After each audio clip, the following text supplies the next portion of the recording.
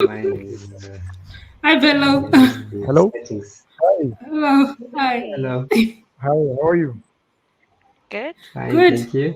Yes. Thank you. I've had to step in. I've had to step in for the moderator. I was trying to choose between agriculture, public service, so many other Oh, sectors and no. industries. So Oh I was like, dear. Oh, I think no. I have a special passion for technology. So I might as well come and join you guys here. So I will Okay. be in charge. I'm gonna take charge of the moderation right now. Okay.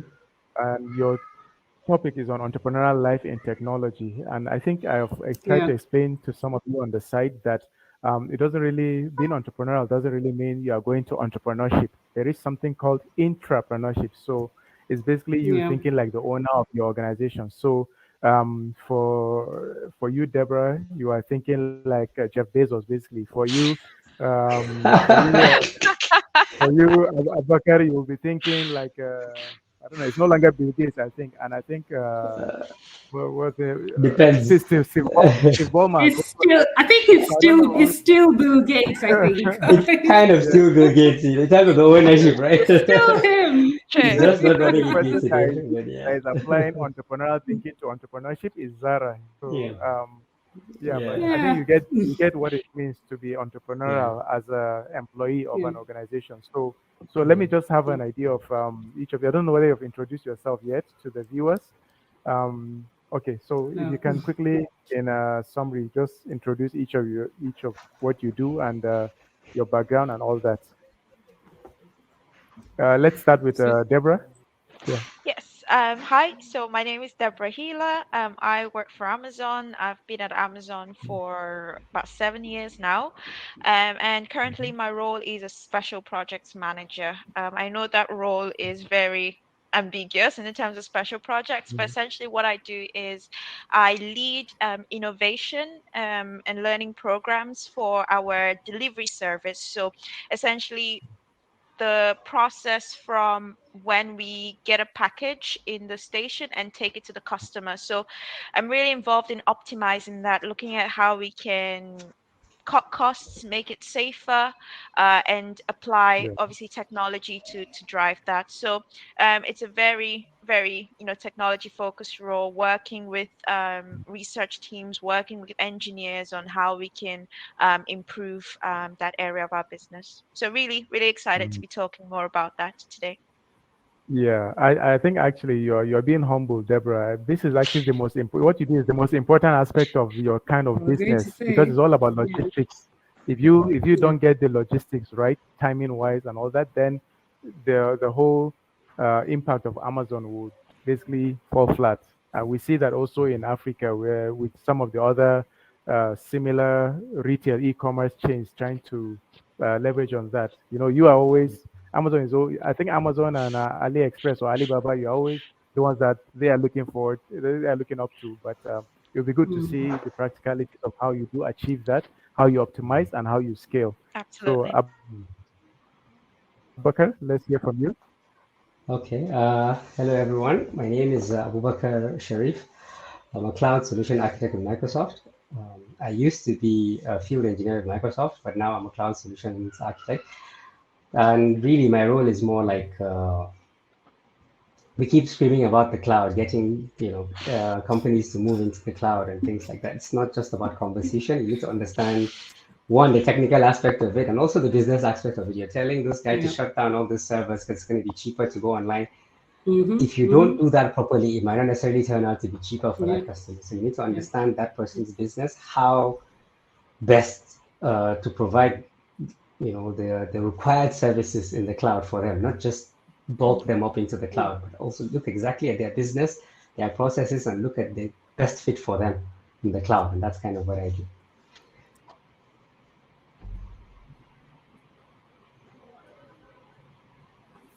Okay, so I am Zara Abba, and so my role, my title actually is many things, but I've evolved in the way, sort of my progression from when I first started to where I am.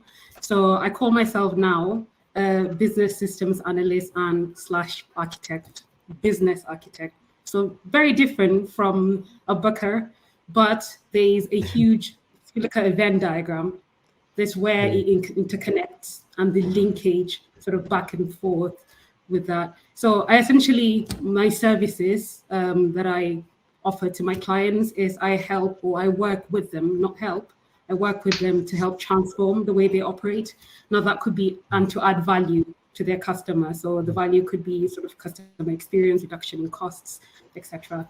And that is either through technical or non-technical solutions, but it is an all-encompassing, sort of holistic solution. So looking at their businesses sort of end to end, and how technology can support them in then delivering value to the to their customers. So I've been doing this for 10 plus years now. It almost feels like I've been doing this forever. Every business is different. I think you both touched on this. So it's always about the need for the business and then tailoring the solution to them. It's not all one size fits all. And that is where I add value to my clients, is that understanding of their needs and then translating that to a solution business and cost-effective way as well. So that's, in a nutshell, what I do and what I have been doing and what I enjoy doing and what I will continue to be doing. To do. Thank you, Zara. Actually, technology. Yeah, we are on this panel, and yet technology just happened to kick me out of the session, and now I'm back. So apologies for that. I think we have one more panelist. I see AN as the, but I'm not sure who this is. Could that be our moderator? Yes, it's me. Yeah, so can you introduce yourself, please? I think so that let's get clarity. I've had to step in to this panel impromptu, but if you can hear from you. Okay. All right, thank you very much, sir. My name is Adebayo Adeniyi. I am the IT Business Applications Officer. Yeah. The actual moderator, isn't it? Exactly. That's what she was saying.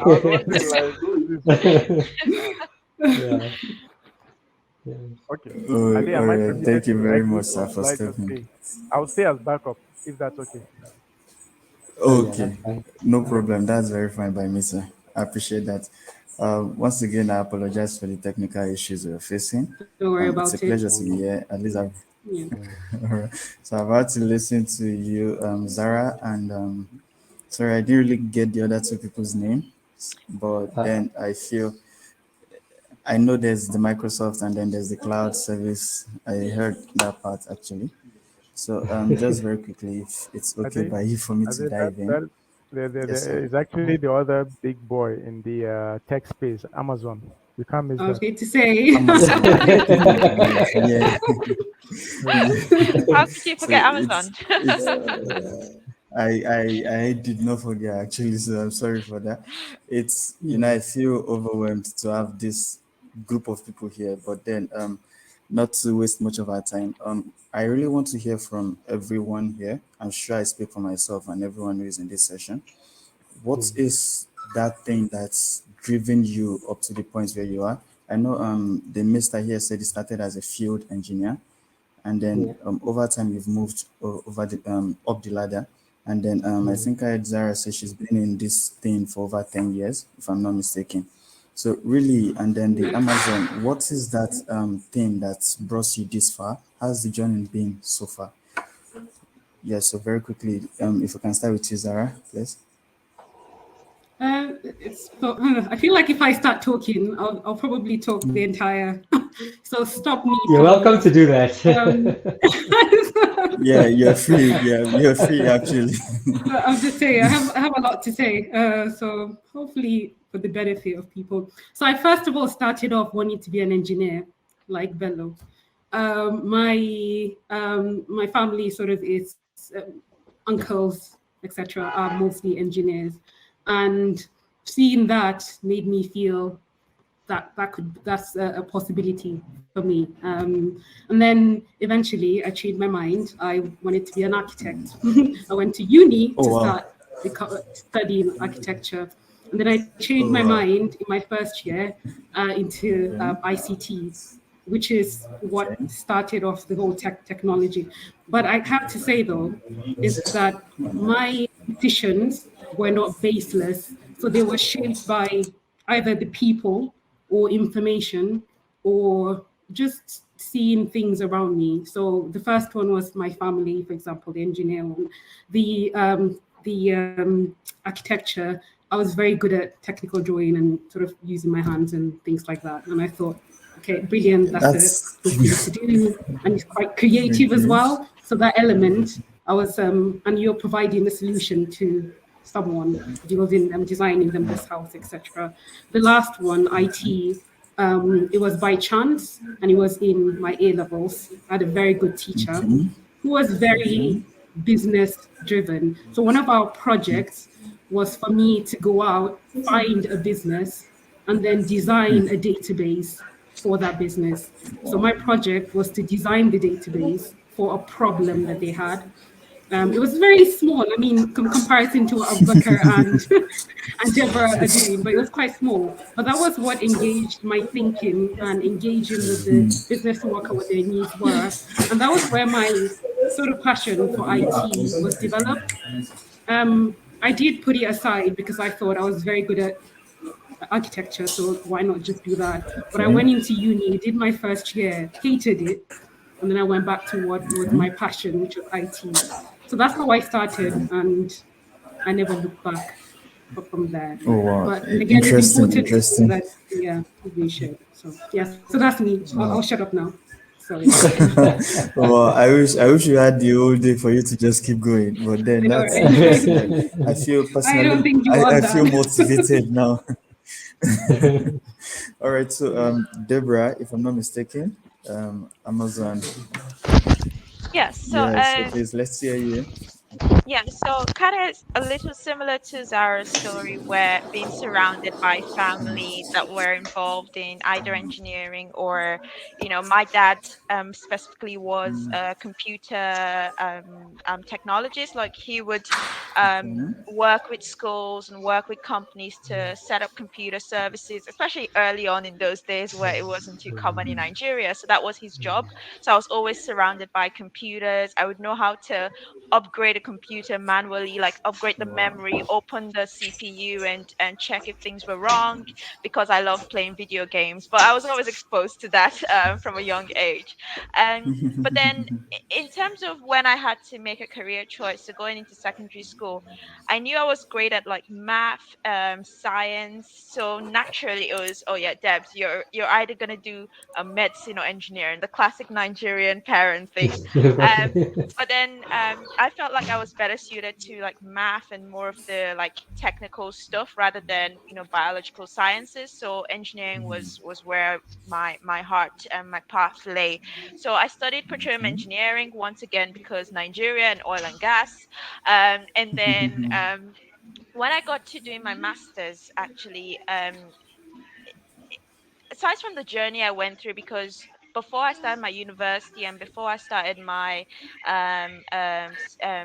post grad, I had a gap year where I was working and gaining sort of entrepreneurial skills. So I did have feel like I was great at engineering, but I also liked having to get down, try to sort out operations, try to optimize the Do business, try some to do computer something work. and Yeah. make and create value. So when I graduated from my postgrad, Wow. I was looking at jobs and I saw Amazon. And I know Amazon's a company that sort of has that balance of it's got its operational area, it's also got the tech space. And I knew that Yes. this was a company with a right that was right for me and was right for my future growth and my whatever I wanted to do in the future. So I applied and I got in. And since then, I think I've been able to apply those skill sets that I developed. So one, my interest in sort of engineering, but also my curiosity to actually get hands-on and try to improve things and build and create value. So I think that's what led me to where I am and how I've been able to keep advancing at Amazon and keep growing up with the business, because it's been very entrepreneurial for me. Starting off, I started in new operations. So throughout my career, I've always been in an Okay. area where we've tried a new venture, a new business opportunity, and I Yeah. think that Yeah. has always been what's helped me grow. Oh wow, that's in fact. Now I'm contemplating whether to follow with the motivation I got from Zara or to switch boards and just. You can do both. You can do all of it. Oh, You have oh, I it. wish I Trust could. me. I wish I could. Yeah. All right. Thank you Do very all. much, Don't Deborah. limit That's yourself. Don't limit yourself. okay. Oh, wow. Okay. Thank you for that. Thank you both. Sahid, I hope that's the correct name. Please correct me if I'm Sherry. wrong. Okay. So let's hear from you and then we'll move on to the next very quickly. Okay. I think mine is quite a different story and background from theirs because mine is actually quite a straightforward story, to be honest.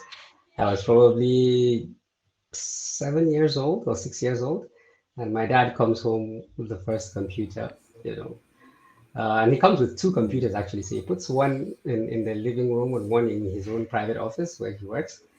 And as soon as they drop the manuals, I sit down, I read through the manual, I power it up, and I start to put in the commands on Oh that wow. MS-DOS page. I knew that's Windows, what I yeah. wanted to do. The And blue that was screen it. then. The Right? black Oh Exactly. The wow. blue screen, the MS-DOS, black and I blue was Oh screen. done. wow. And I had decided from that point that's what I wanted to do. And I think what just buttressed it more was because I had that time and exposure early enough. By the time probably I got to primary 4, 5, and that's when they were introducing computers in school, most of what the teacher was trying to teach I could already do. And the teacher was like, okay, this is the only guy that's allowed to touch the computer because it means he's the only one who knows what he's doing and nobody else in the class, you know. You began Uh, you hope you didn't feel too you didn't get to feel too being the only uh, kid on the block who had the uh, system at home well, at you get to 7 what and you get to do is use it as leverage, right? So when you go to the yeah. playground, you're like, okay, if you do this for me, I'll make sure you get 2 minutes on the computer and Oh I can my tutor god. you. Okay. So you I'm started just joking, but anyway. And honestly, okay. that just continued. So I went through that, my Wow. primary school, same thing in secondary school. I got in and I was constantly just, because I had that time and exposure ahead with using PCs and systems and to do stuff. And it just continued. And honestly, it never wavered. The slightest waiver I ever had was more sympathy, I would say, for my dad, because ironically, my dad is an accountant, but all the Okay. kids, we all turned out to be either doctors or engineers, right? So no one So took he after kept that. on pushing us to say that, look, no one should feel like they have to be a doctor or an engineer. Feel free to be whatever you want to be. Yeah. So I Oh yeah. Yeah. always had a little bit of a sympathy Mm. to say, okay, I've got other siblings, everyone's a doctor and engineer. Should I try my dad's accounting? And I didn't even try it for long. I literally sat in an accounting class for an hour and I realized, yeah, no, this is not for me. This is not Right. for So it's you. been straight ahead. So through primary school, secondary school, applied to study computer engineering in university. Same thing, did my master's in IT. So literally I've been a one-directional person all along. It's just Oh been wow. between computer engineering and IT. That's really where the space I've been. I only realized though when I got back to Nigeria that a lot of the computer engineering that I had learned in the UK wasn't It's cool. suitable for Nigeria, right? We weren't there yet. Mm, So I Mm. had to kind of It's scale cool. back and do more yeah. computer science and IT type stuff. Yeah. And that got me focused on software engineering. So throughout my first probably 5, 6 years of my career, I was purely Mhm. software engineering, writing software, optimizing software and things like that. And then I joined Microsoft after hopping Okay. through about 5 organizations anyway. I arrived at Microsoft and yeah, Wow. doing engineering work. So it's the same thing, doing technical things, building things, but with a different perspective. So now the idea, like you talked about the subject, is when you work in these types of organizations, you get the perspective where you need to understand not just your role, but your overall role, but the role, Yeah. how you fit into the organization and how that fits into what your customer is trying to achieve. Right? You need to have a direct link between that at all times in every project and everything you're trying to achieve. And I think I never got the feeling of that until I got to Microsoft. In Nigeria, a lot of companies Interesting. tend to build things in that ad hoc way. Mm-hmm. But you tend to see Mm-hmm. that with these large organizations, everything is well Yeah. structured, well streamlined. You learn to put yourself in Yeah. that space to understand everything from end to end. So Yeah. that's really Oh my wow. journey. Wow. Oh good. Like I said before, this is really, really, really, really enlightening to hear your background stories. And just one thing I noticed as a common denominator is family. And then it's just very quickly to pick up from what you said, sir. What is the way forward? Because it's kind of getting, I wouldn't say interesting, or it's a bit painful for us as Nigerians when people go outside to study and then you come back to the country and you find out what you've learned over there is, for us, is still a 5-year, 6-year, 10-year dream in Nigeria. So what, in your own opinion, would you suggest? How do you think we can make this? We know it's not a one-day something, but how do you suggest to hasten the step? What catalyst would you suggest to help us fasten this reaction as technologists to get us to where these advanced countries are? Okay, if I can just give a quick response. For me, actually, I think it's actually quite a simple solution. I hope anyway, but it's a lack of synergy between education and industry in the country. That's what it is. We have a lot of these institutions that are supposed to do that, but really there's no synergy. I don't think anybody here can say they've ever heard MTN announce that the new mast that they are putting up in Abuja was built by a university in Nigeria or built by some engineering team in Nigeria. So that synergy doesn't exist. When our corporate institutions have problems, they don't take that problems to the educational institutions to solve. And it's a chicken before the egg approach, because they will say, oh, we don't do that because we think the institutions are not capable. Right? But then the institutions will say, well, we're not capable because we're not funded by these companies to do that. So one has to take the step. But as soon as one of them is able to take that step and we can bridge that gap, I think a lot quicker than you would expect would arrive where we need to arrive, because we have a lot of companies to show, the Jumias, the Flutter Waves, things we've built in-house that show that capabilities are there. So it's just a synergy that doesn't exist, and that's just what we need to facilitate right now. Can I add something to that, or is that? Yeah. So I think, just as Abubakar mentioned, mine was I'll give you a practical example of what happened. So again, being entrepreneur for all this time, obviously gathering so much experience, seeing value in the sort of services and offerings and experience that I have. By the way, I forgot to mention that I am based in the UK, so most of my clients are there. So having most of my experience and education is from there. So at some point in your life, you always want to come and make a contribution, a sort of change, something to add progress or to enable progress to your people, right? To, for example, Nigeria. So it's about how do you bring what you do, and then, so my naive thinking or brain came like for like. I do this service and I'm doing, and I'm offering you that service. Yeah. I had blank. I wasted time, money, energy. You get dejected. People don't get what you're talking about, even though there you get paid for it. So it's not like it's not a need. It's a need, but it doesn't translate sort of like for like. So you almost have to be realistic and hold back. So don't forgo what your ultimate vision of what you want to deliver, but you need to scale back and address sort of the major challenge. Have a vision. Always have a vision of what your solution or the service or product that you're trying to offer. But start with smaller sort of packages or tiered, or sort of start small and then impact change on that small problem that you've identified, and then keep iterating until you then get to where you are. It doesn't translate like for like, and it's not because they don't need it. It's just it's not understood in the way that you may be telling them, for example, or talking to. And it's the same. So you're talking to a finance manager, and he's a finance manager. So it's the same role, but I don't know if it's the state of mind or I'm not sure. I still haven't. I think it's worth studying that. I still don't know why is I don't know the why, but I know the how, which is funny. So yeah, so that's all I wanted to add. All right, thank you very much. Thank you. Okay, so Deborah. Anything Yeah, to add? so yeah. So I mean, I haven't ventured into working with businesses in Nigeria specifically, but what I can say is just looking at Amazon, I have worked a lot with expansion, going into new ventures, new countries, new regions, because I look after Europe as a whole at the moment.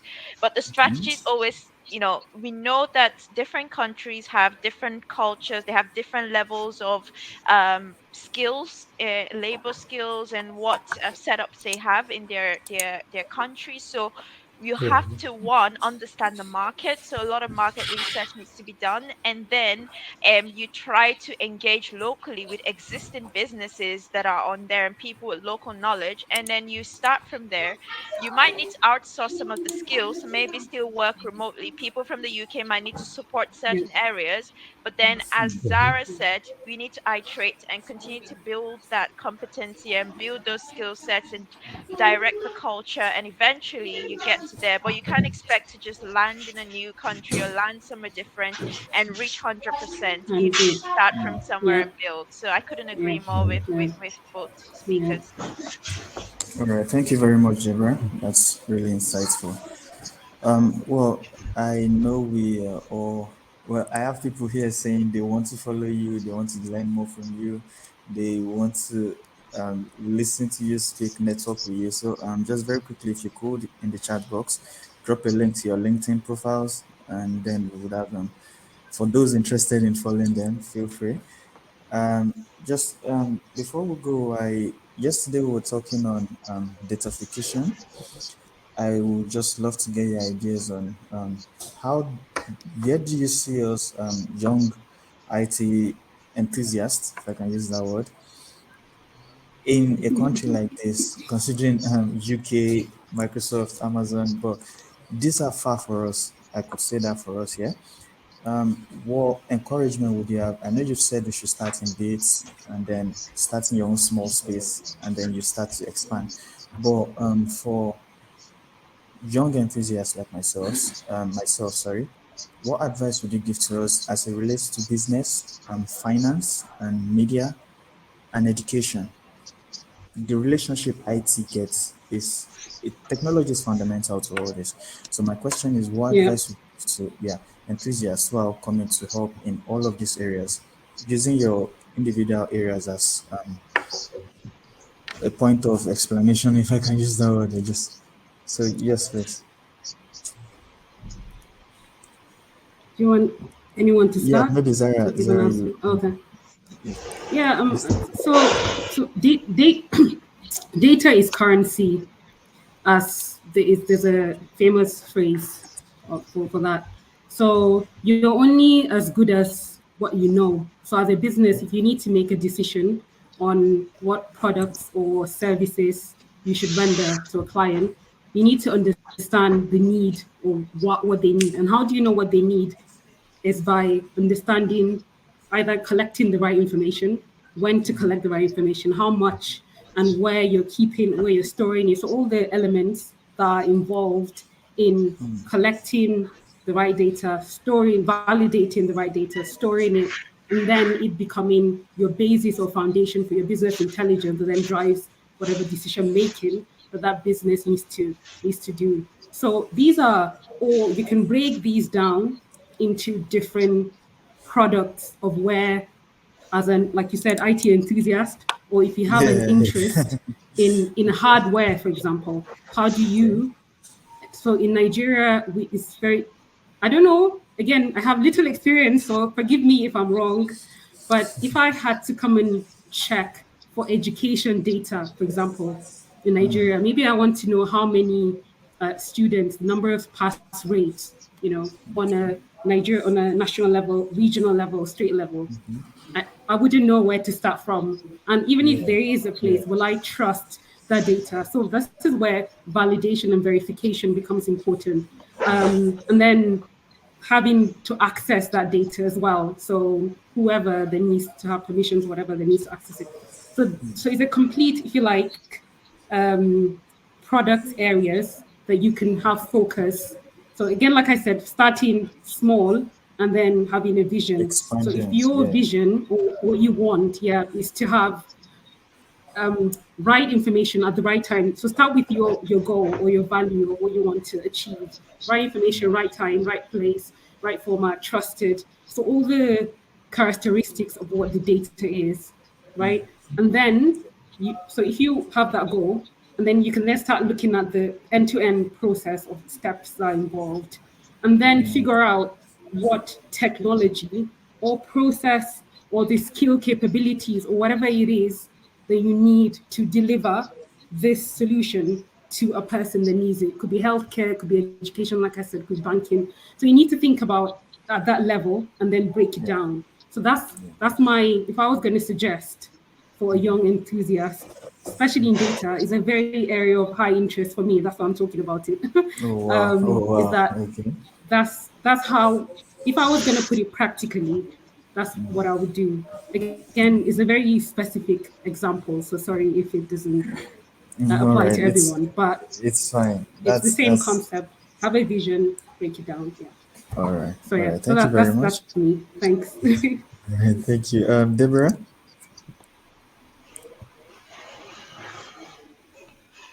Yeah, I mean, just looking at where we're going now, you know, we have globalization, essentially everyone's connected. So I mean, IT is very critical for the future, especially in Africa. You know, we have a lot of labor resources, especially in Nigeria. So, I mean, if you're an IT professional and someone who's working in technology, you are at the forefront of the future of the world of tech on a global scale, because we need IT engineers, we need developers, we need people who are able to harness data and also develop applications and develop technology. So, you being in Nigeria and you having these skills is very critical for what's going to happen in the next few years. Obviously, there's a lot of companies that are increasing their presence in Africa and even in Nigeria specifically, and I can speak confidently to that. So. It's all about getting prepared, building those skills, knowing what exists, and benchmarking against professionals abroad. So if you want to reach out and connect with people, see what they're doing, and upskilling yourself, because I think Africa is the future. And in terms of companies like Amazon, Microsoft, you know, there's so much we potential want to tap in that region. So I think gaining technology skills and being an IT professional in this age is a very critical skill that we need for the future. All right. Thank you. That's really insightful, Deborah.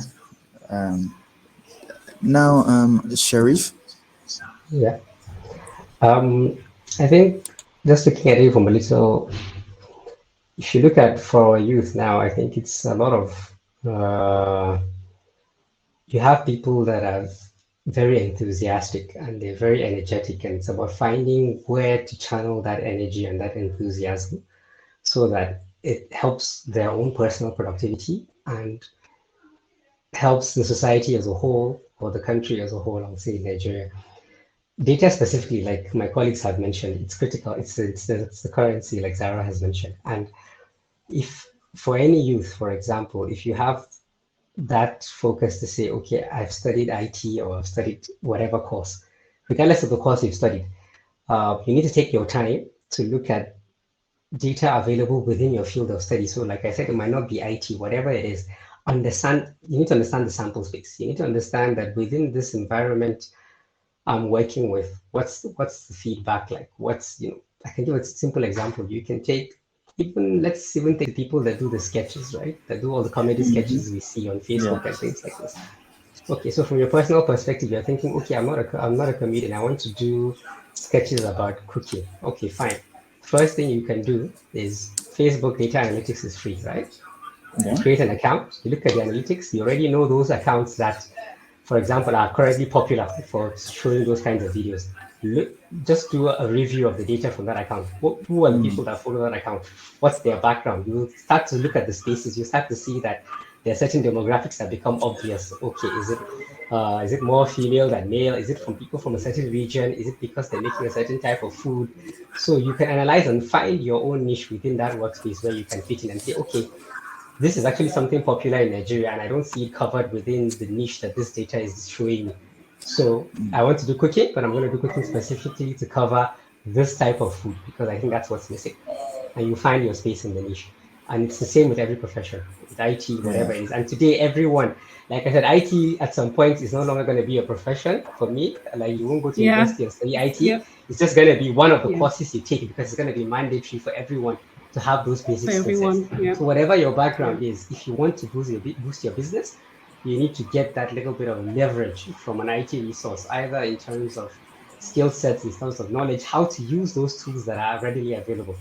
And that will make a huge difference in your business. So let's say Excel, for example, right? As simple as it sounds, 10 years ago, the average shop did not think, why do I need a spreadsheet to do my accounting? But now, probably even the smallest shop you have in any market, it has one small guy at the corner. If you go into Wuse market now, like in Abuja, you'll find one guy in the corner on his tablet, putting in all the figures in the spreadsheet.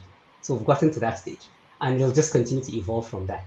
So just make sure whatever space you have, leverage the information available from whatever knowledge space you have, take advantage of that information, analyze it, and find opportunities there for yourself to grow, to enhance yourself, and to find a possible entrepreneurial opportunity for yourself as well. Yeah, thank you for that. Let me quickly follow you up on that. Have a niche for yourself. That's understandable. We all want to do that. Yeah. But then we've had people who embark on, this entrepreneurial mindset, but the challenge of having who to give this data to, we know it's not easy to collect data, and then data storage is another one. If not now that some a bit of cloud storage is available for free or close to free. So before now and all of that, you collect the data and then you don't see who to relevantly deliver it to. Like, who is going to use this data? You just have it sitting somewhere. It's two things. You can pitch, like I said, one is you can take advantage of that data and use it yourself, right? To say, okay, whatever industry I'm in or whatever company I'm trying to build, let me find the information that's relevant to myself. But also, when people, we have a situation in Nigeria where people go to companies and say, oh, I need a contract, but you're not showing any value add. If you are able to do this analytics on your own and you come up with even if you're coming with a proposal to take to, let's say, so it's not about giving them the data to say, okay, I'm going to a CBN to say, hey, CBN, I have 20 terabytes of that I've reviewed of how currency moves in and out of Nigeria to solve the issue we have with $2 rates. But it's more to go to CBN and say, hey, CBN, I've reviewed this and I realized that actually 8% of Nigerians spend 100% of their foreign money in the UAE on this kind of product.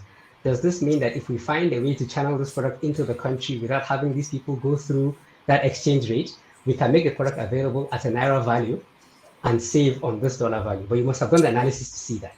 Yeah. Do you understand? And if you drop this on their table, you've already done the homework for them. And you're saying, hey, give me a contract that helps me do this or deliver this service to avoid this expense in this location. Some are obvious, right? We know things like school fees, medical expenses, those are straightforward. But actually, they're not the majority. There's still a lot behind the scenes from people that import goods, from people that bring in certain services that you can tap into and say, oh, even me, Microsoft, I'm an example, right? My service is exported, right? Nobody ever thought to say, okay, look, this guy is based in Nigeria. This countries, which are these countries? Let's say I go to Ethiopia frequently, and Ethiopia pays millions of dollars to Microsoft to bring several engineers from all over Africa. And then nobody thought to say, okay, let's sit down and look at the value exchange. Why not we don't collect the dollars instead? But this guy is based in Nigeria, and Nigeria as a resource can say, okay, anytime a resource person from Nigeria is leaving, Microsoft, we need an exchange in this currency value or in Naira value for what that person is paying for this engineer, something like this. But this is a financial analysis, right? I'm just giving a very rough example. But in every industry, this is the scenario you will find. So you need to do the homework for a lot of these industries. And the truth is, it's because internally, Nigeria, where a lot of the companies, especially government agencies and the large organizations, were bogged up with a lot of desk work. So people are doing their day-to-day desk work and don't really have the time to do these kinds of analysis because they don't know the value yet. And this is where you can come in as a company and say, hey, I have a consultancy that I want to do with you, and my consultancy will review XYZ data. In fact, this is a sample of what we have done. And if you implement this, we can show you a 5% reduction in this cost. And the person takes it, implements it, sees the 5%. You don't have to call him, he will call you back. Oh wow. Oh, Right? wow. As long as your analysis is relevant. And that's just the way you Now have I'm to do it. I'm feeling like I'm in some financial accounting class or something, also financial modeling class, because I know I've seen Zara just shaking her head all the way, like is yeah. It's money related, it's Yeah. finance. Everything is money related. Yeah, Forget that it's, we are IT, forget medicine, forget any course you study in the world, right? Yeah, it's all to That bottom finance. line is that something must make something, right? You must Yeah, make a yeah, profit. yeah. It's That's just true. how it's, best can I make my yeah, own profit.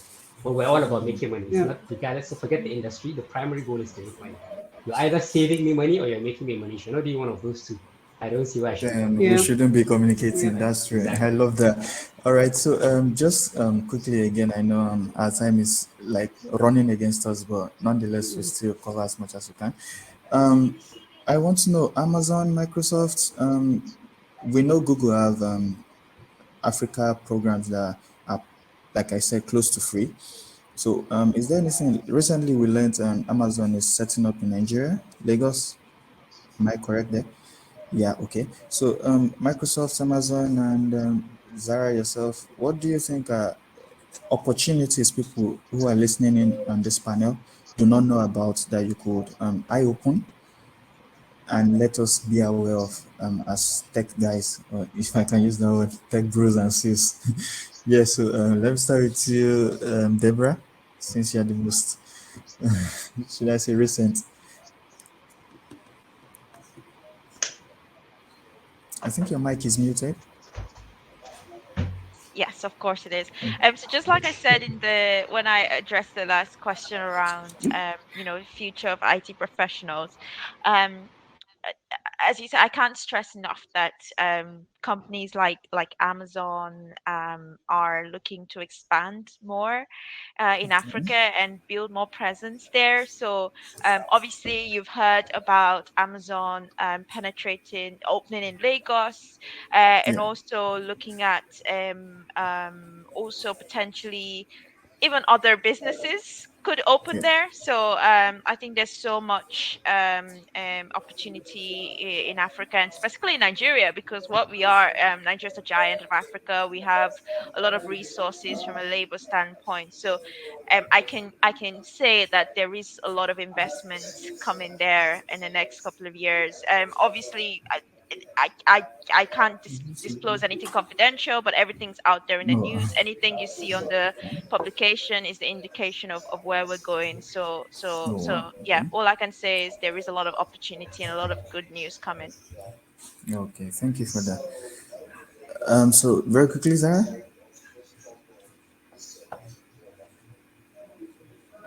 I did the classic mute, talking on mute thing as well. So I think we've all done it now. So Yeah, shared experience. So mine is a bit different. So because I work, I'm not an entrepreneur. I am an entrepreneur, and I work across multiple industries. And okay, the latest cohort of industry I've worked in is higher education. So mainly okay, sort of universities, etc. One common trend, and I think this applies mainly driven by COVID. So COVID was disruptive and transformative. So businesses had to think about their business model to innovate the way they operate. So for yeah, universities where it used to be traditional in class or in face-to-face teaching, what they okay, were learning rather, now they're doing, if you like, a hybrid approach. So they're using LMSs and yeah, most, again, Mr. Bello knows this a lot as well. So more technology driven in terms of connectivity. But the issue with that is technology is not the only answer. You have underlying business elements. So things like the back office the finance, Yeah. HR, Yeah. the administrative side of things, the student services side of things, student management, administration. So there's an entire ecosystem that needs to work to then support that technical platform that has been put in. There's also the infrastructure as well when it comes to IT architecture and Yeah. data, except the applications need to be looked at. So I think so that's the trend now that I have seen. So and that's a core competency that is being needed in IT itself.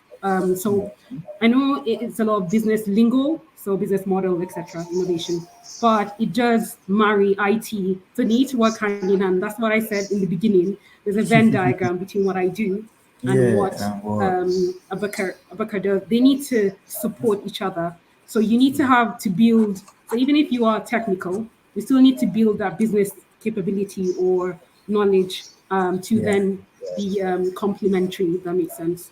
So if I were to encourage, if I'd known this 10 years ago, only 10 years before my 10 years now, I would have heavily invested in that. But I made the classic mistake of starting sort of Microsoft certification, Cisco certification, so all your technical networking, SQL Server, web design, web development. So all the, like you just said, the tech element of it, and ignored completely the business side. But now I'm doing a full 60, and I am adding value, even in some cases more than the technical side, because technical side comes after I get there, and I am recommending the solution for either Amazon or Microsoft. I don't know if that makes sense. And you're the one having to make that recommendation and that to the business at that point. So you need, but I haven't left my techie nerdy side either, which is why the data bit comes in. So you need to marry both. And you need to find a way of doing that. So that's my suggestion. Wow, insightful. Thank you very much for that. Well, since you say similarities between what you do and Abubakar, so over to you. Not to pick up on. Well, she said it very nicely, and that's the scenario. I think for the large companies, Deborah also mentioned there's huge investments in Africa, and that investment, because they see the potential, they see the skills. Like I'm a proponent, people come and say a lot about, they'll say, oh, our education system is not good enough. But think about it. If we're having an exodus of so many professionals that were educated in Nigeria, it means they have learned something. It means that education is of a certain value, even internationally, right? True. So let's not ignore that aspect. There's a strong base there. And we have, and because we build a very strong base, as soon as people, that base is built, they become like a sponge. Anywhere they go, it's quick, they're easy.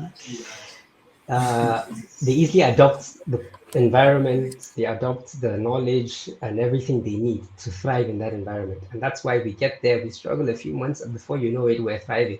We've seen statistics, we're the most thriving, what they call a culture in America, right? Something like that, non-white culture in America, I think something like this. And I bet you, it's just because it's only America that does that kind of analysis. If you do that across the world, you probably find that we're going to be in the top 5 most countries in the world. So the baseline is there. We have that strong base. So we need to hold on to that, remember that. And then as these companies are expanding, yes, we need to also upskill ourselves. You don't expect to just say, I've graduated, I have the strong base, and you go to sleep. So keep upskilling yourself and make sure that you have what it takes. And I think when the time is right, you'll see that as anywhere you find yourself, just remember, right? It's not the company, it's not the business. In fact, let's strip everything IT aside. If you find yourself as a secretary in a company and your job is to go through a piece of paper and stamp that you verified that piece of paper, make sure you understand why that paper needs to be stamped, the impact that stamp does on that paper to that company. Is it saving you money because it's adding to an audit process that ensures no fraud is being committed? Or is it making you money by ensuring that some other process is completed, right?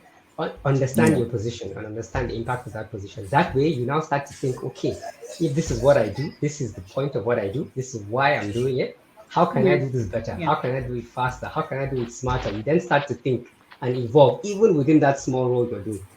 right? So it's not just an IT thing. That little role you have in that company, whatever it is, enhance it, right? You find yourself at the shop, you're at the counter, you're putting in entries. As you do that day to day, start to review how you're doing the entries. You'll start to see that there's a better way to do this.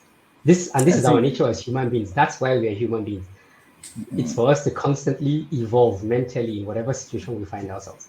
And that's the scenario I would give. As these companies invest, make sure you're evolving yourself. Make sure you understand where you are, even if you don't have a job. Okay, in this jobless space, what's my position, right?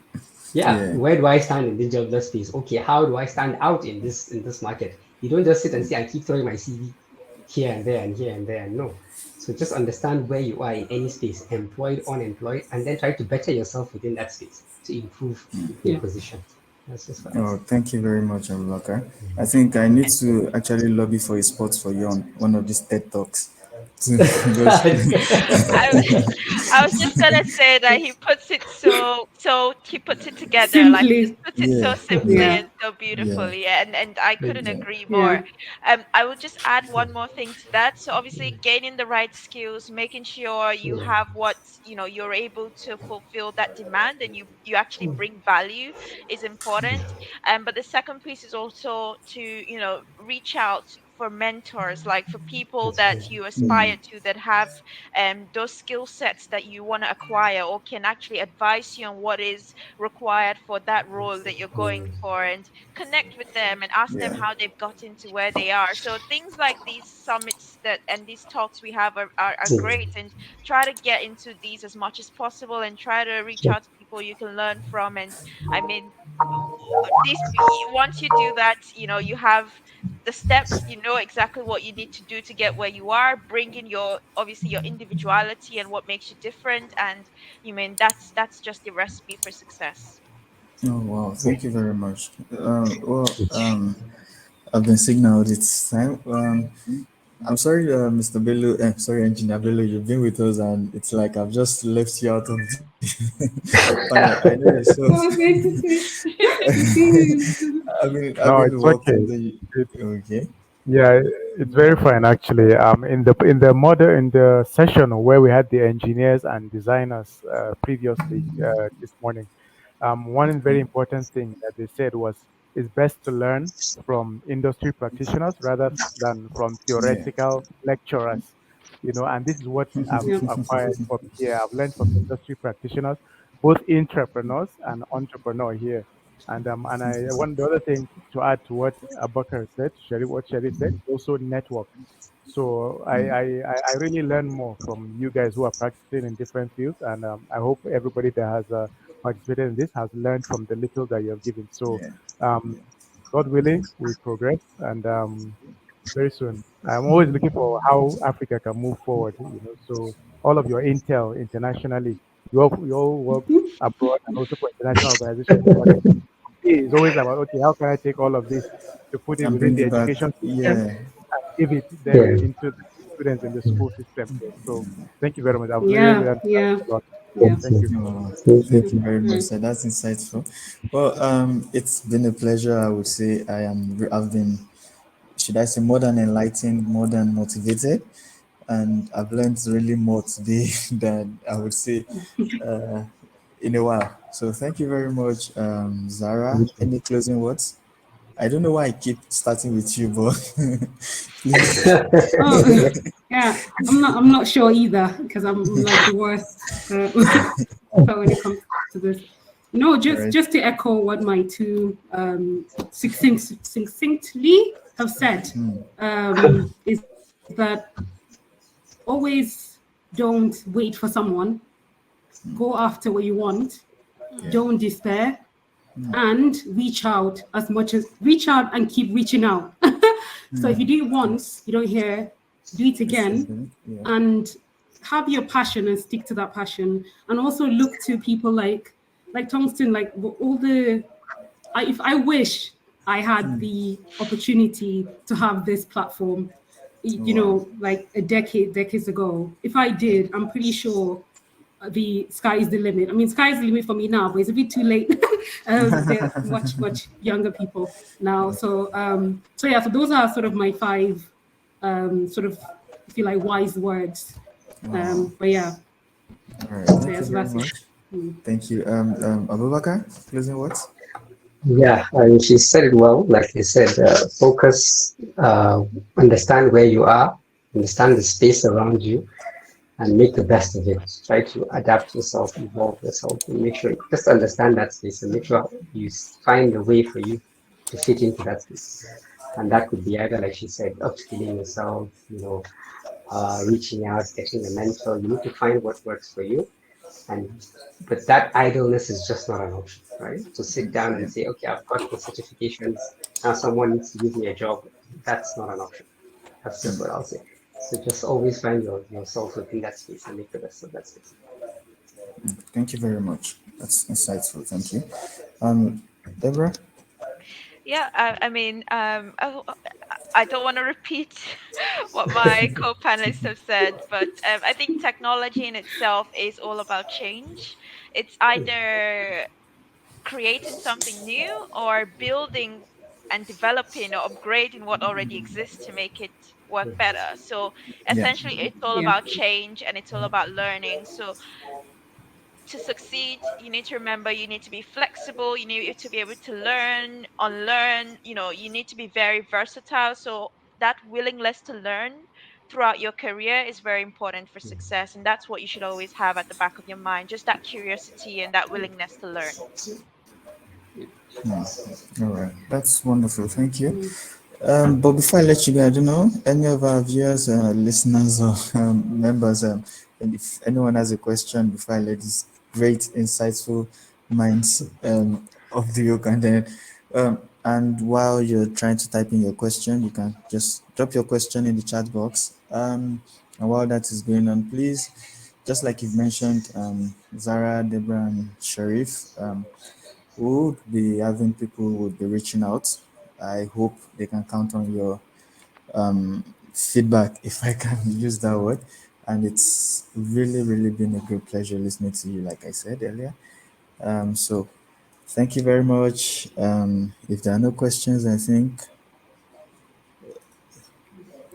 no questions coming in. So thank you very much and enjoy the rest of the program. Thank you. Right. Have a Take great day, care. Thank everyone. Thank you. you. Bye. Bye Thank you bye. very much. Well done. Thanks. Thank Bye. you. Bye, guys. Bye.